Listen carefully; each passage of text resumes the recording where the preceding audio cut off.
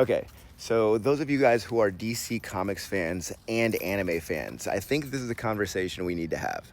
So it's been over 1,000 days since DC has come up with a comic book that stars a black lead character.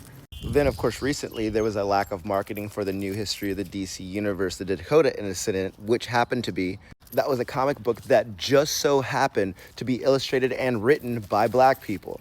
This is doubly upsetting because DC made a diversity pledge in 2015 that they were upholding and was still prevalent in 2022 with the creation of I Am Batman and the markets of more LGBTQ characters.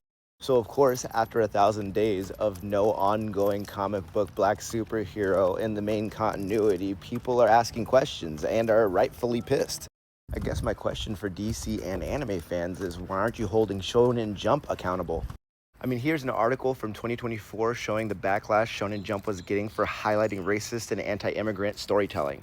Did you know that Shonen Jump has never, ever had a black lead protagonist from a main canon show in their weekly lineup? But guess what? Not only did they have American whites, they had British whites and Canadian whites.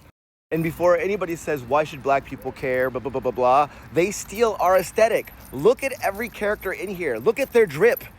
And if their drip doesn't remind you of black people, then their mannerisms remind you of black people, or their vernacular remind you of black people, or the very theme song in the beginning of the show is inspired by rap.